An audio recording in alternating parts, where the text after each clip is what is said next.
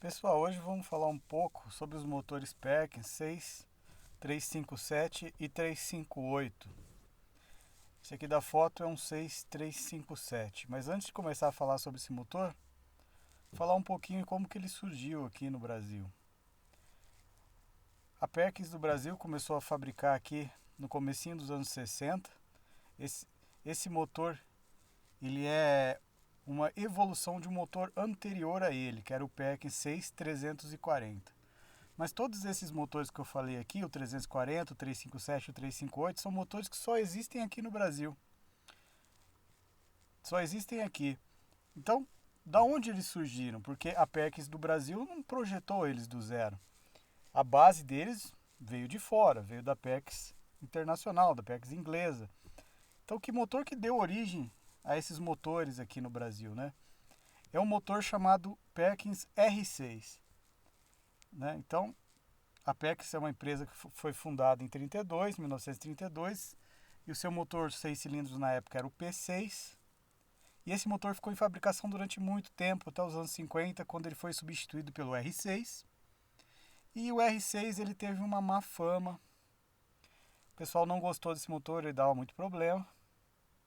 E aí no comecinho dos anos 60, a Perkins trocou o R6 para uma nova linha de motores 6 cilindros, o 6354 e o 6305. Só que a gente sabe que o 354 só chegou no Brasil em 75, 76. Então a gente está falando aqui do começo dos anos 60, então ele ia demorar muito para chegar no Brasil, né? Então da onde vem esses motores aqui, né, que vieram para o Brasil nos anos 60? A Perkins chegou no Brasil pela mão da Vemag, né? A Vemag quem trouxe a Perkins para o Brasil, num tipo de acordo que eu não faço ideia, com o pessoal da Perkins lá de fora. E o motor que eles escolheram para fabricar aqui foi o R6, aquele motor que o pessoal lá fora não gostava. Então o pessoal lá fora, no comecinho dos anos 60, estava descontinuando a fábrica do R6, todo aquele maquinário do R6 estava em desuso lá fora, então foi trago tudo aqui para o Brasil, né? Toda a linha de montagem veio para o Brasil, e aí foi montado, se eu não me engano foi em São Bernardo do Campo, a primeira fábrica da Perkins do Brasil. E lá foi fabricado esse motor, só que aqui no Brasil ele não chamou R6, ele chamou 6340. Ele era um motor 5.5 litros aproximado, e ele ficou muito famoso no trator CBT 1090. É um motor muito difícil de se achar imagens dele hoje na internet, tanto é que é impossível fazer um vídeo sobre esse motor, porque você não acha. As únicas imagens que eu tenho desse motor são em tratores CBT, mas eles equiparam outros veículos aqui no Brasil, né? Caminhões, é, máquinas industriais, né? De levantar peso, é, veículos da Willys, enfim, Chevrolet, Ford, mas é muito raro, né? Porque é um motor que começou a ser fabricado em 60, 61, né? E ele ficou em produção até 68. Aí sim ele foi substituído por esse aqui da foto, o 357. Então eu estou falando tudo isso para chegar nesse motor, porque esse motor é uma evolução do 340, que nada mais era que o R6 lá em inglês. Então esse motor 357, em relação ao 340, ele aumentou um pouquinho a sua cilindrada, ele passou para aproximado 5.8 e teve outras melhorias, né? O bloco dele ficou um pouco mais curto, ele é um motor mais leve que o 340, né? Ele ficou um pouco mais potente, um pouco mais torque.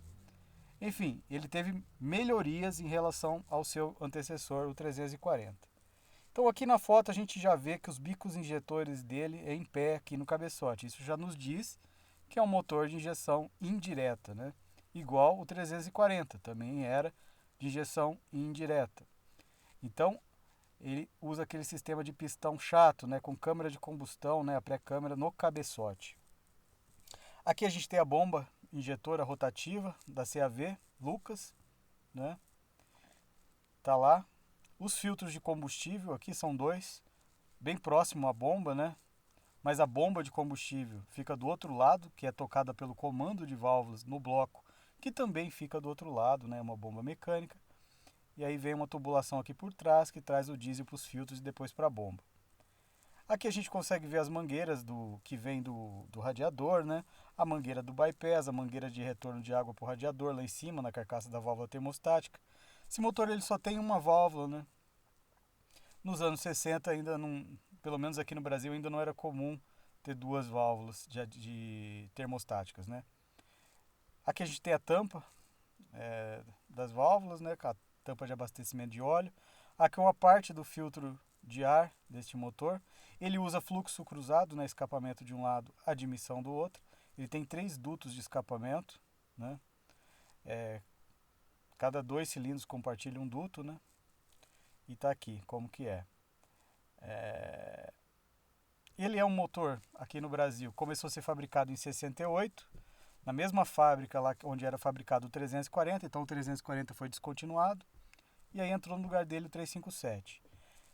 Também equipou tratores da CBT, equipou tratores da Massey Ferguson, equipou caminhões da Dodge, caminhões da Chevrolet, caminhões da Ford, da Michigan, né, aquelas tratores, né? Teve uso estacionário, né? Teve em barcos também, com suas versões marinizadas. Então é um motor que teve muita aplicação aqui no país, né? É uma época que os motores diesel estavam começando a se popularizar aqui. Nos anos 60, quando ele foi lançado, ainda tinha muito motor a gasolina no Brasil. Motores V8, 6 cilindros, né? Em caminhões. Então, os motores PEX foi um dos primeiros a chegar aqui no Brasil. A Vemag trouxe a Scania também, né? A Vemag trouxe a PEX e a Scania aqui para o Brasil. Trouxe a Massey Ferguson, trouxe a DKV, enfim, era um grupo de empresários que trouxe bastante marca para cá. Então tá aí. O que mais que a gente consegue ver nessa foto?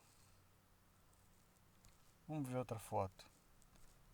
Aqui um estacionário, tocando uma bomba de água, olha o tamanho da bomba de água, né? Deve ser de um sistema de irrigação.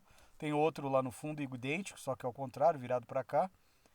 Então você vê que ele teve uma aplicação, deve ser na agricultura, imagino, né? Mas vai saber, né? Então só coloquei essa foto para ver que eles também tinham a versão estacionária. Aqui uma outra lateral da admissão, a gente tinha visto a lateral do escapamento, aqui a lateral da admissão. Um coletor de admissão bem simples, né, com a pegada de ar virada para cima. Tem motores que o filtro de ar vai logo aqui em cima, tem motores que o filtro de ar é na lateral, tem motores que usa aquele filtro de ar ainda banhado a óleo, né, que era muito comum na época.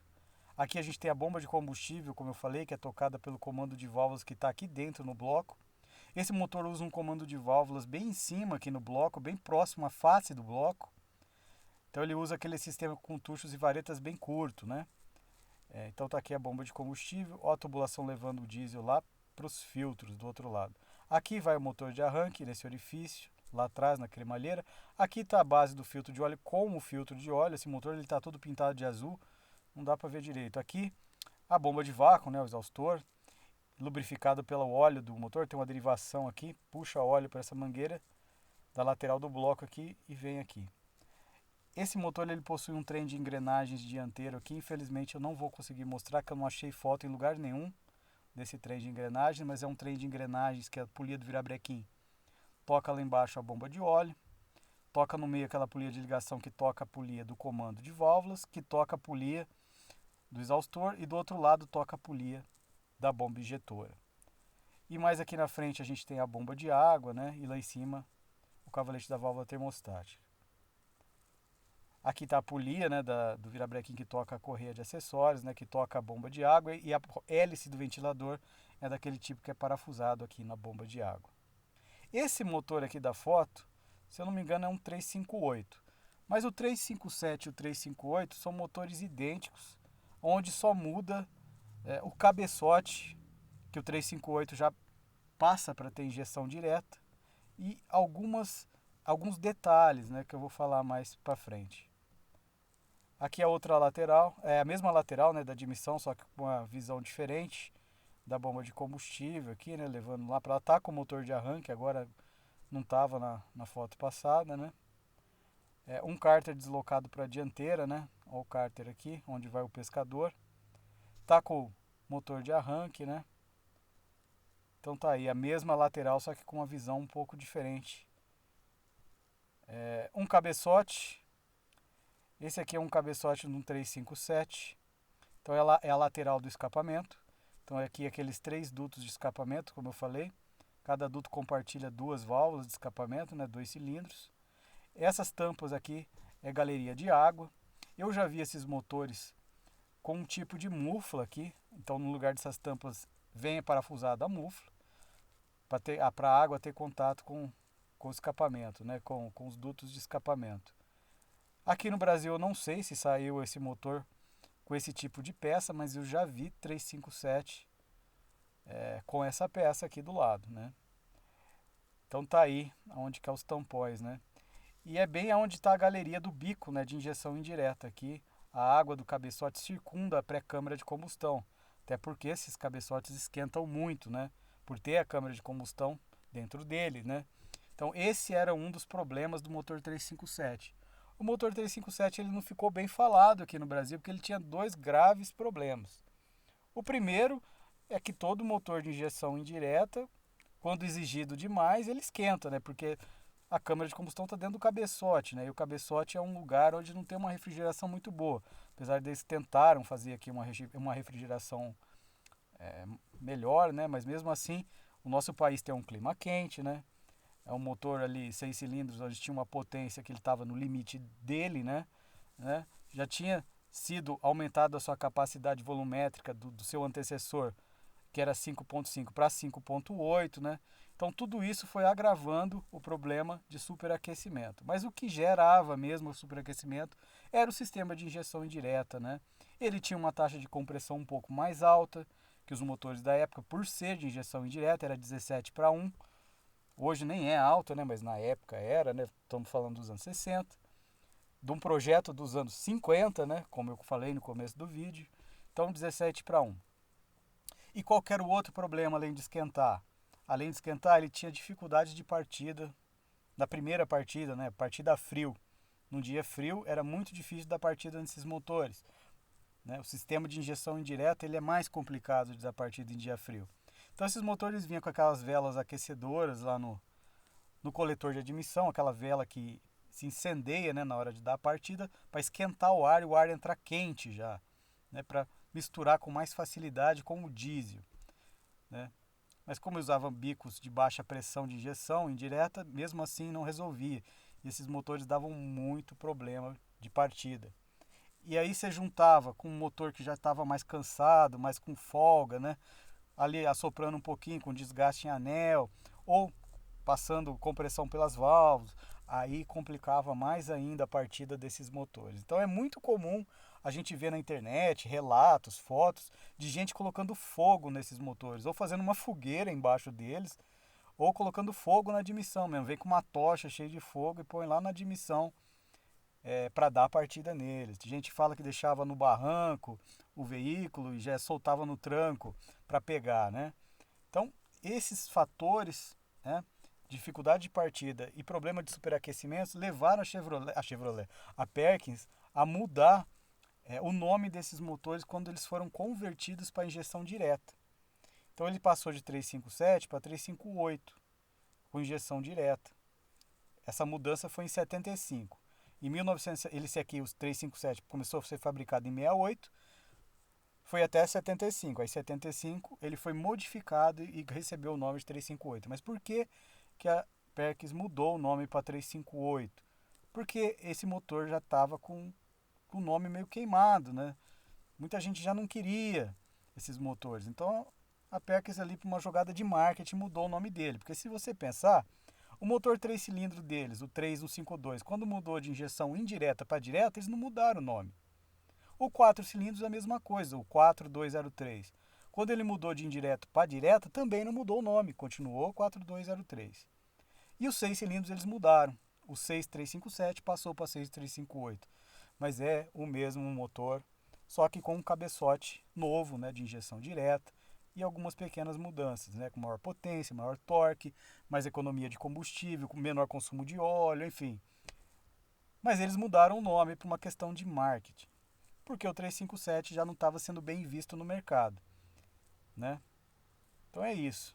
Então aqui a gente tem um cabeçote do lado do escapamento do 357. Aqui olhando ele por baixo, né, do 357, 6 cilindros, ele é 2 válvulas por cilindro.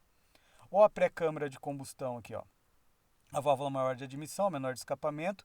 E essa aqui é a pré-câmara de combustão. Então o bico injetor ele está aqui dentro. Ele está aqui dentro. Ele é aquele bico do tipo gordinho, né, que a gente vai ver em outra foto. Então tá aqui, ó, os 6 pré-câmaras de combustão, onde é injetado o diesel, né?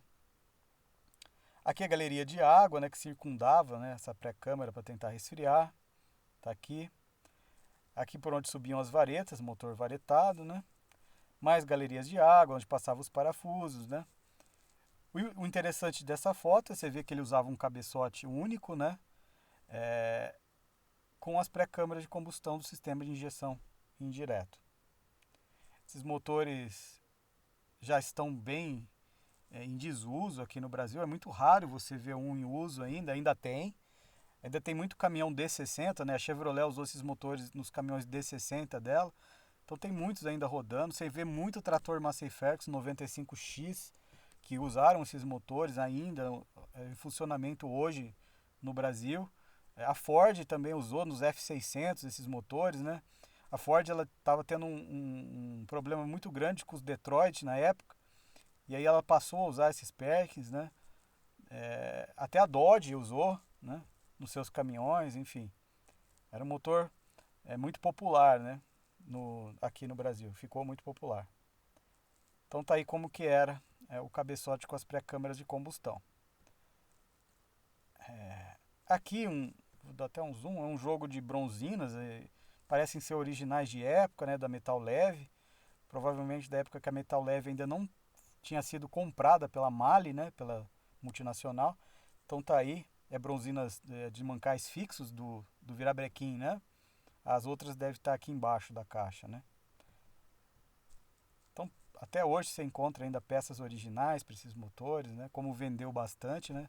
Ainda tem muita peça para eles, né? Aqui a gente tem um 358 olhando de frente, mas é idêntico ao 357, é a mesma coisa. Você tem lá embaixo a polia do virabrequim, é o tamanho do parafuso que prende ela, a polia da correia de acessórios lá no virabrequim. Aqui em cima é a bomba de água e aqui é o alternador. Então é uma correia de acessórios bem simples, né? Só toca a bomba de água, que por sua vez toca a hélice do ventilador, que vai parafusado aqui na frente, só que aqui está sem. E toca o alternador, e aqui é aquele sistema de regulagem aqui, da tensão dessa correia por esse parafuso aqui, né? Você corre o alternador aqui e regula o quanto que você aperta essa correia aqui, né? Então o mecânico ele tinha que ter essa noção aqui na hora de apertar o alternador aqui, não deixar a correia muito tensionada, né, ou muito frouxa, né, senão ela escapava. Aqui é onde vai a engrenagens, né, do comando de válvulas. O comando de válvulas está bem aqui em cima do bloco, ele é bem faceado com a superfície de cima aqui do bloco, né. Aqui é a engrenagem que toca a bomba de vácuo. Aqui no meio tem uma engrenagem de ligação. Aqui tem a engrenagem da bomba injetora. E aqui embaixo tem a engrenagem de virabrequim, mais aqui embaixo tem a engrenagem da bomba de óleo. Eu não achei foto dos trens de engrenagem desses motores, mas é desta forma que eu estou falando. Então essa foto a gente vê bem como que é a correia de acessórios desse motor, bem simples, né? E única, né? Só tinha uma correia. Uma bomba injetora de um 358, ela visualmente ela é idêntica ao 357, só que por dentro muda. Essa bomba do 358 ela tem mais pressão de injeção de diesel, né? Os motores de injeção direta, como é o 358, eles têm uma pressão de injeção maior do que os indireta, como é o 357. Então essa bomba injetora, apesar de visualmente ela é idêntica à do 357, ela trabalha com uma pressão maior, né? E os bicos também mudam, né? Os bicos também trabalham com uma pressão maior no sistema de injeção direta. Então tá aí. Tá com lacre aqui no acelerador, esse lacre aqui limita a rotação máxima da bomba, né? Esse aqui é a haste do acelerador, então a haste encosta aqui nesse limitador, então vamos supor que esse aqui é um veículo de um trator, então deve estar 2.200 aqui. Vai encostar aqui e não vai passar de 2.200. Né? Então tá aí o lacre. Tem lacre também na marcha lenta. E a regulagem de débito é aqui nessa janela aqui. Essas bombas elas são bem chatas para fazer regulagem de débito, né? Você tem que tirar essa tampinha aqui. Lá dentro, né, tem acesso ali aonde regula o débito, né? Que é uma não é engrenagem, né? Mas tem dois parafusos lá que você afrouxa eles e aí você movimenta ou com uma chave de fenda ou com algo ali, mas bem pouquinho é, esse tipo de engrenagem que eu estou falando, e aí você aumenta o débito dessas bombas, né? Normalmente tem um lacre aqui, né? Vem lacrada essa aqui para mostrar que não foi mexido. Esses parafusos aqui são de sangria, tem um aqui em cima no cabeçote da bomba e um aqui no corpo, né? Aqui é onde entra o diesel aqui, é onde vem dos filtros, né? Normalmente os filtros estão aqui na lateral do motor. Vem a linha, entra aqui, aí entra na bomba e o retorno é aqui por cima. Aqueles retornos dos bicos, né? Vem aqui por cima e entra aqui na frente dela. É uma bomba CAV Lucas, né? Bem conhecida da época, né? Então essa é do 358. Essa é do 357. É idêntica, né? Só que olhando mais de cima, né? Ó, os limitador de giro, igual eu falei, esse aqui é de rotação máxima, esse aqui é de marcha lenta, né? Esse aqui é o afogador. Elas eram de parada mecânica, né? Não tinha parada elétrica. Hoje tem essas bombas, hoje é a Delphi quem fabrica, e a parada é aqui, né? Tem aquela solenoide elétrica aqui no corpo aqui. Mas nessa época não tinha, né? E era estrangulador aqui, então aqui é onde o afogador. Aqui é retorno dos bicos. Ó, essa aqui tá com lacre aqui na portinha lateral aqui, né? Na portinhola. Essa tá lacrada, ó. O mesmo sistema de sangria, né? Mas pouca gente usa esses parafusos para sangrar. Quando pega ar nessas bombas, o pessoal prefere tirar pelos bicos, né? Afrouxa a tubulação dos bicos, porque se você espanar um parafuso desse aqui, essas bombas de alumínio, é complicado. E essas bombas são caras, né? Então o pessoal evitava sangrar por aqui. E sangrava lá pelos bicos, né? Para não ter dor de cabeça. Então aqui é onde vinha aquela tubulação que levava o diesel lá para os porta-injetores, né? Então são seis, motor de 6 cilindros, bomba rotativa, né?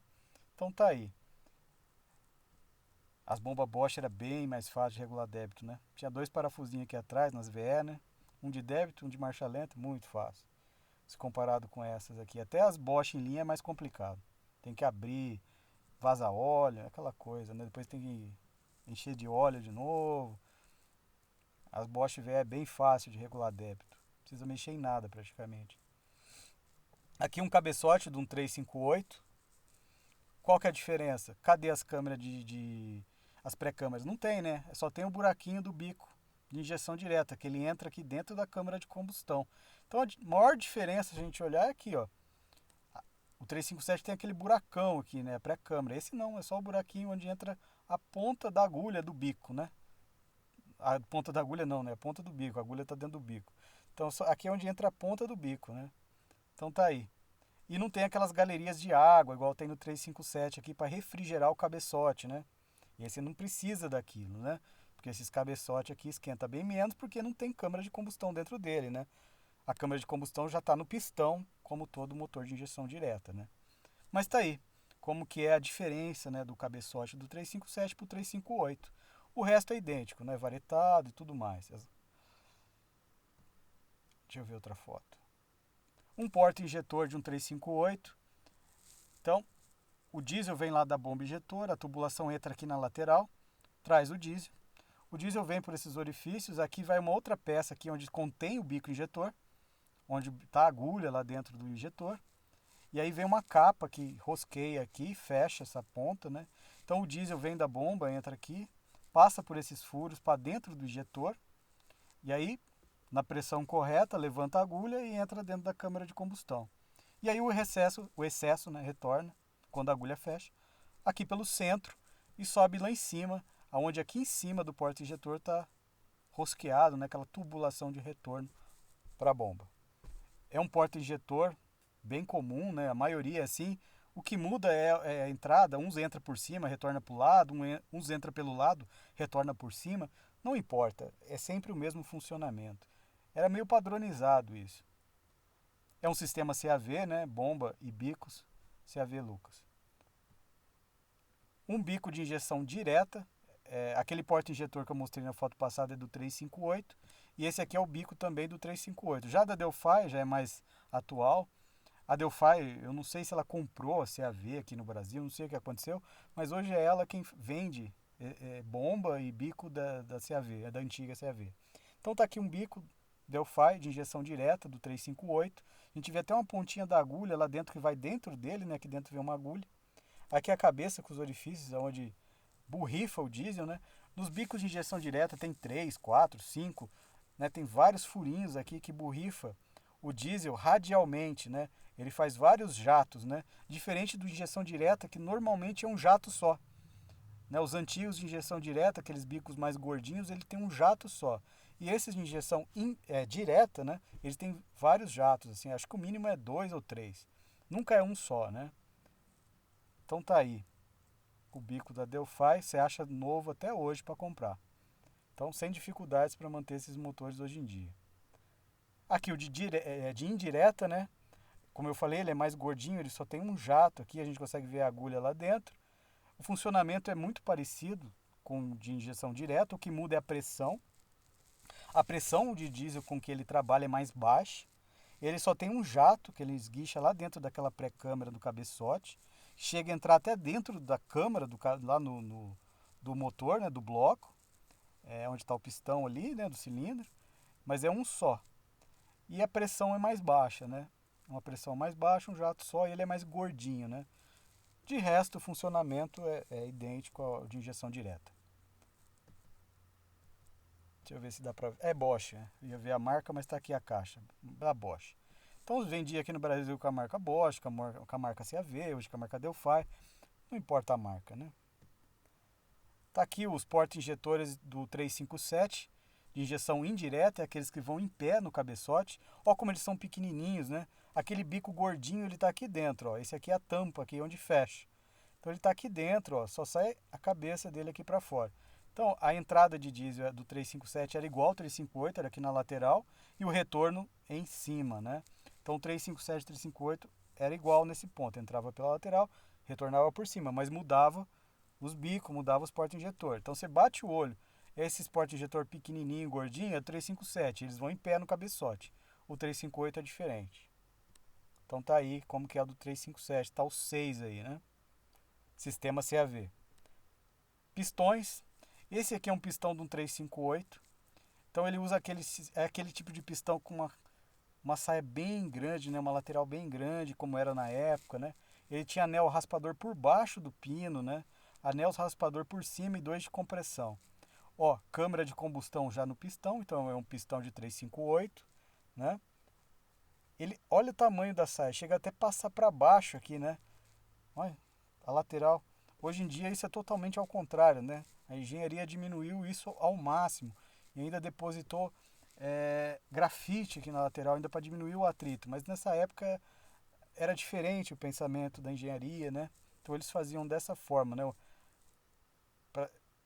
né? Praticamente o curso todo do pistão tinha contato, né? Com o brunimento ali da camisa, né? Com os anéis e com a camisa. Até o pistão, né? Encosta, né? Então tá aí. Os 6, né? Novos. Não dá pra ver a marca aqui, né? Mas tá aí. Os 6 pistões. Aqui de 357, ó, a cabeça chata, né? Como a câmara de combustão fica no cabeçote, então não é no pistão, né? O pistão é reto.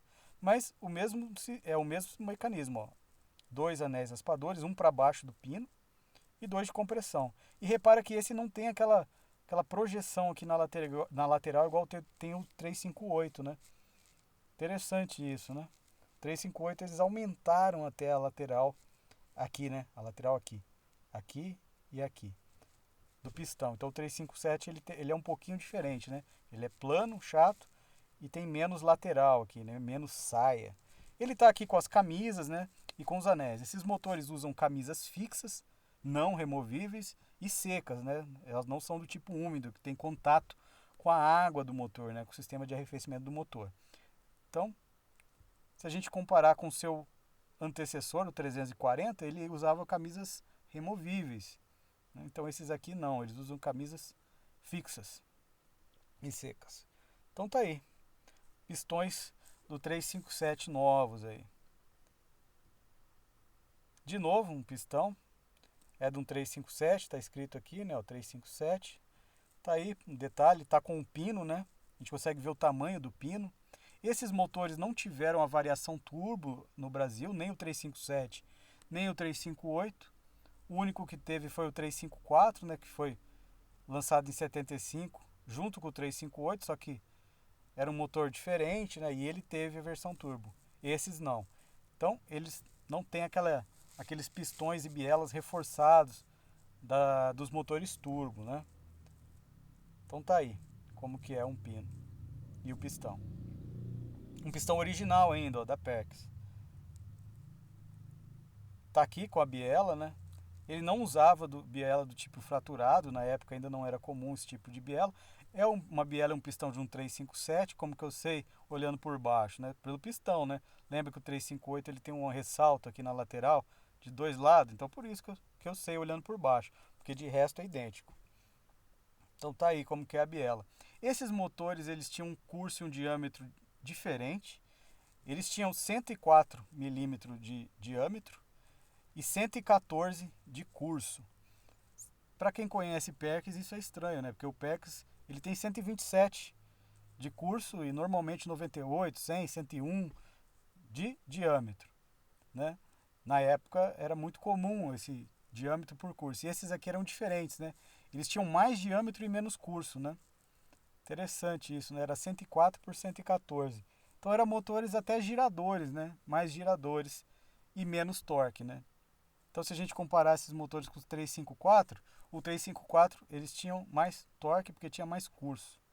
E esses aqui tinham menos torque porque tinham menos curso. Então se você comparar um 358 com um 354 da mesma época, por exemplo, 1976, um trator Massey Ferguson 295 saía com 358 e um Massey Ferguson 296 saía com 354. Por que o 296 tinha mais torque e potência? Porque o 354 tinha mais curso, né? Tinha um monte de outras coisas, né? Lógico, né? Mas o curso maior ajuda bastante a ter mais torque, né? Então essa era uma das diferenças, né? Então tá aí, um pistão e uma biela de um 357. Aqui uma lateral de um 357, ó, os bicos em pé. O coletor de escapamento, tá com a bomba injetora, os filtros, né? A gente consegue ver bem por onde entra a água no bloco, né? A bomba de água pressuriza por uma mangueira. Essa mangueira joga aqui na lateral do bloco, muito parecido com o 3 cilindros e com o 4 cilindros. Também é dessa forma, né? Como esse motor também é daquela família, né? Então é idêntico aqui. O cárter, né, deslocado para frente. Aqui a gente consegue ver bem a carcaça da válvula termostática. A água retorna pelo cabeçote aqui na frente e aí sobe aqui para a válvula termostática única, né? E aqui é onde vai a mangueira do bypass, né? A gente não consegue ver, mas ela entra aqui nesse tubo. A mangueira do radiador entra aqui. Aqui tem um tubo que sai outra mangueira e entra aqui, que faz o bypass da bomba. Então tá aí. Vamos ver outra foto. Um pescador que vai lá na bomba de óleo, entra lá dentro do cárter para puxar o óleo para a bomba. Tá com a marca GM aqui porque esses motores equiparam o D60 e o D70 da Chevrolet, né, os caminhões da Chevrolet, que eu me lembre, né, foram esses. Pode ter equipado mais, né? Mas tá aí, o pescador. Aqui a bomba de óleo da marca Perkins, ainda original. Ela vai parafusada aqui no bloco, embaixo do bloco, né? E essa engrenagem da bomba de óleo tem contato com a engrenagem do virabrequim. Então, esses motores, né, usam um trem de engrenagem bem confiável, né? Todos por engrenagens. Então tá aí, ela de frente olhando, né? Aqui a gente consegue olhar ela por trás, né? Onde vai o tubo pescador, aquele que eu mostrei na foto ali atrás. E aqui é onde vai o outro tubo que manda para a galeria do bloco, por onde vai subir o óleo, que vai passar pelo filtro e depois vai subir pelas galerias. Aqui é aquele retorno de pressão, né? O excedente retorna. Então tá aí, tá até com as juntinhas aqui, onde parafusa no bloco, por baixo do bloco, né? Então tá aí a bomba de óleo. Um trator do 95X, né, da Massey Ferguson, onde esses motores onde esse motor foi aplicado. Esse filtro de ar é do tipo banhado a óleo. Aqui embaixo tem uma recipiente aqui onde você abastece com óleo. Então aqui em cima tem um separador de pó, né? Não dá para ver porque está cortado aqui, mas está aqui em cima. Então aí aqui em cima já tem um pré-filtro. Aí desce, aí depois o ar ainda tem contato com o óleo, né? Então aquelas impurezas vão ficando no óleo. Depois ainda tem o filtro em si, né, o de papel. E depois sobe, aí vem por essa tubulação e entra na admissão. Por que que era desse jeito, assim, banhado a óleo e tal? Porque antigamente a fabricação do papel do filtro não era tão eficiente, né? O processo industrial não conseguia fazer um filtro tão eficiente como é hoje, né? Com aquela micragem, né, que tem hoje para segurar partículas bem pequenininhas, né? Antigamente não era assim, né? Eles tinham uma limitação ali na hora de fabricar o filtro, que partículas muito pequenas de poeira passavam pelo papel. Então eles tinham que fazer esse filtro banhado a óleo aqui, né? Um pré-filtro aqui para separar o mais grosso, né? A terra e tal. Tinha todas essas etapas aqui. Hoje isso não existe mais, esses filtros banhados a óleo. Hoje o papel que eles usam, né? No filtro ele tem uma construção bem mais fina, né? Uma micragem ali que segura poeira bem fininha, né? E motores de trator ainda tem dois filtros, né? E um deles ainda é umedecido num tipo de óleo ainda tem ainda algo desse tipo hoje em dia, né? Mas tá aí como que é o trator e como que é a lateral da admissão aqui, né? A gente consegue ver o motor de arranque, o fio de óleo, a alternador, a bomba e tal, tudo mais. A bateria fica ao lado aqui, né? Porque o tanque de combustível está aqui em cima, né? Então não tinha espaço para a bateria, colocar aqui ao lado. Já era um trator com plataforma, né? Se a gente pensar nos anos 60, era bem interessante. Tá aí. Bomba de água. Tá aqui uma bomba de água nova, né? Então, aqui da onde a mangueira do radiador trazia a água fria aqui, entrava na bomba, a bomba pressurizava por aqui, aqui fazia aquela curva e entrava na lateral do bloco. E aqui saía aquela mangueira lá da carcaça da válvula termostática e descia aqui no bypass. Aqui era onde parafusada a hélice do ventilador, né? Uma hélice parafusada, né? Sem aquela embreagem viscosa, isso não existia naquela época. Só foi inventada nos anos 80, pelo menos é onde começou a ser aplicada aqui no Brasil. Então tá aí como que era a bomba de água, né? Parece ser nova. O virabrequim. Aqui a gente tem um virabrequim de um 357. Se a gente for parar a pensar nas diferenças do 357 para o 358, não fica só no cabeçote. O virabrequim muda também, o 357 tem mais contrapeso, o 358 tem menos, o virabrequim do 358 é mais aliviado, é mais leve. Então tá aí. Aqui é a ponta, né? Aqui é onde vai aquela engrenagem, que toca os trens de engrenagem. Aqui essas ranhuras é para tocar aquela polia, né?